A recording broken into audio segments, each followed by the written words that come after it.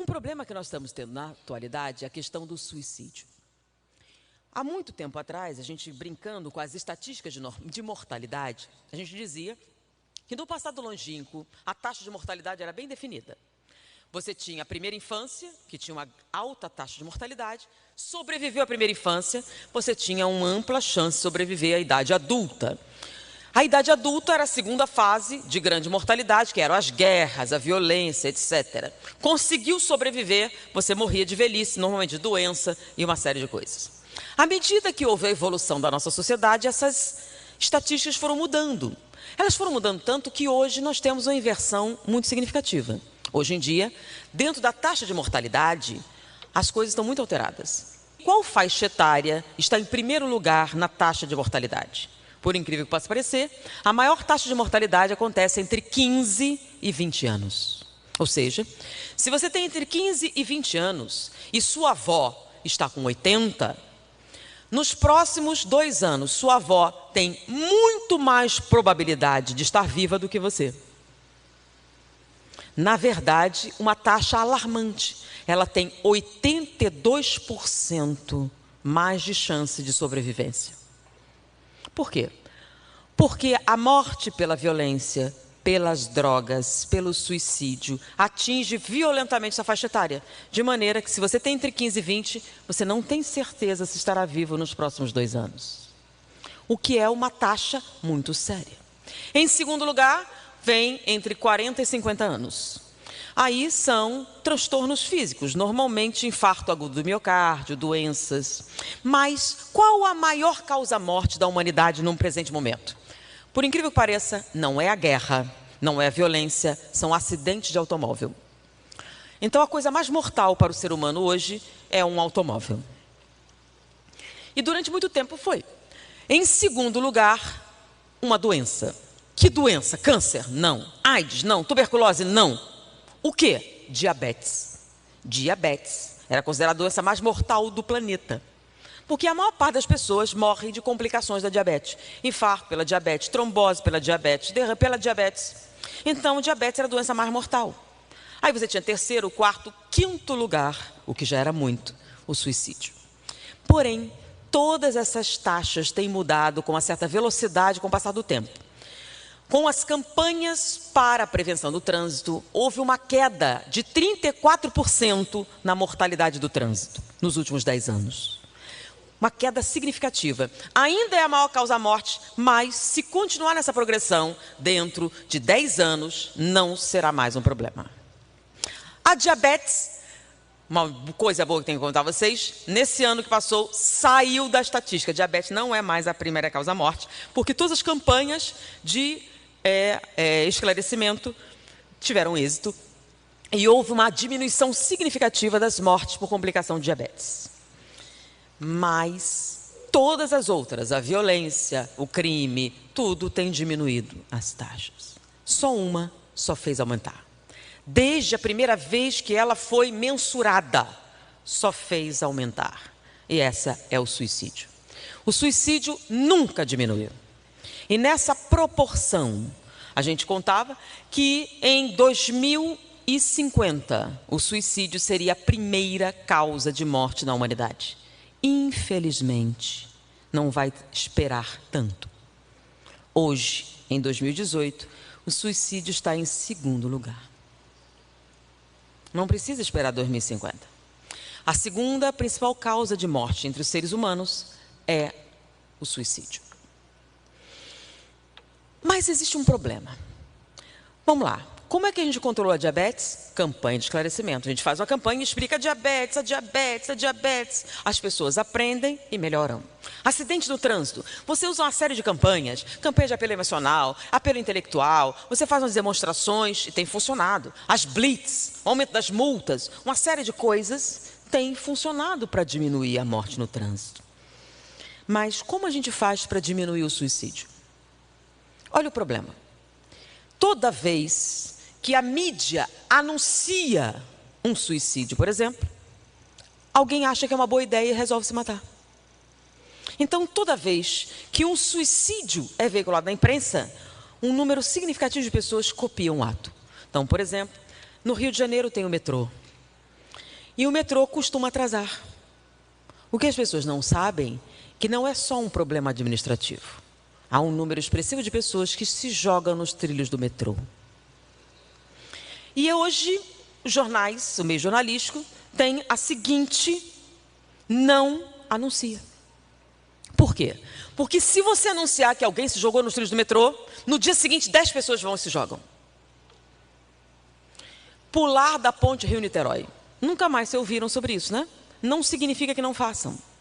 Eles têm várias câmaras de monitoramento, mas mesmo assim tem gente que para, corre e se joga. E eles não anunciam. Porque quando anunciavam, eles tinham que vigiar mais ainda, porque o número de pessoas que tentavam se jogar aumentava muito. Com isso, como a gente vai mudar essa taxa? A gente não pode falar disso. A gente não pode fazer palestra sobre isso. Se vai entre os jovens falar sobre isso, eles começam a pensar, é uma boa ideia e resolvem se matar.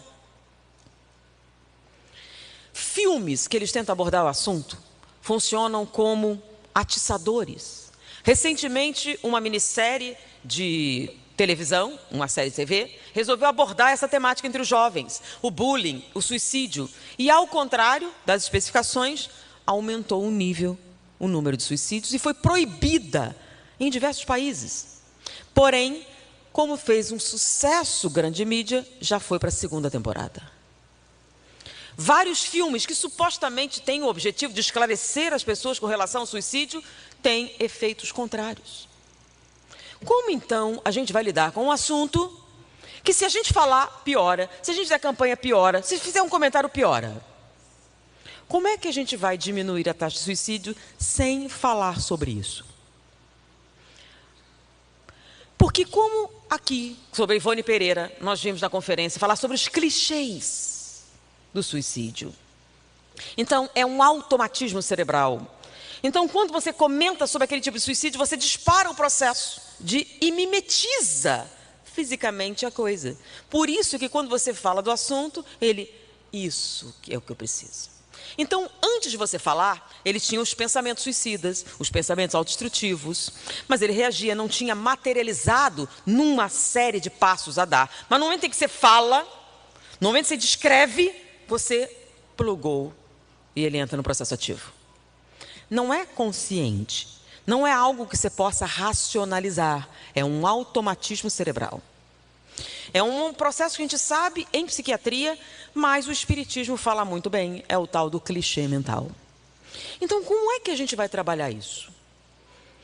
Uma das técnicas mais comuns da psicoterapia é você vivenciar e drenar o sentimento. Mas com o suicídio não funciona. Qual seria a técnica? Diante desse índice, quando ele foi apresentado, existe uma organização internacional chamada Centro de Estudos da Mente Saudável, que foi desenvolvida através da ideia do Dr. Richard Davidson. Dr. Richard Davidson é considerado uma das 100 pessoas mais influentes na comunidade científica na atualidade. É o pai da cultura da mindfulness, que é a meditação moderna. Ele, juntamente com outras pessoas como Daniel Kahneman, que ganhou, é um psicólogo, que ganhou um prêmio Nobel em economia, ganhou um candidato a um prêmio Nobel de medicina e ganhou um prêmio de psicologia. Então não é qualquer pessoa. Ele, com Kahneman e justamente com uma série de outros, se uniram para dar uma resposta a essa estatística. O que é que nós podemos fazer para alterar o quadro em questão diante da impossibilidade de atingir diretamente o assunto? Eles se reuniram e resolveram antecipar a publicação de um estudo que já envolvia 20 milhões de dólares. É um estudo que teve a maior amplitude em termos de longevidade. É um estudo que já dura 80 anos. Envolveu diversas equipes. E esse estudo tinha por objetivo estudar a vida humana e saber o que é que o ser humano precisa para ser feliz.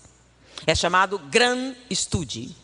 E ele envolveu estudantes do segundo ano de Harvard. Eles pegaram 268 estudantes do segundo ano de Harvard e iriam acompanhar a vida desses estudantes até a sua morte.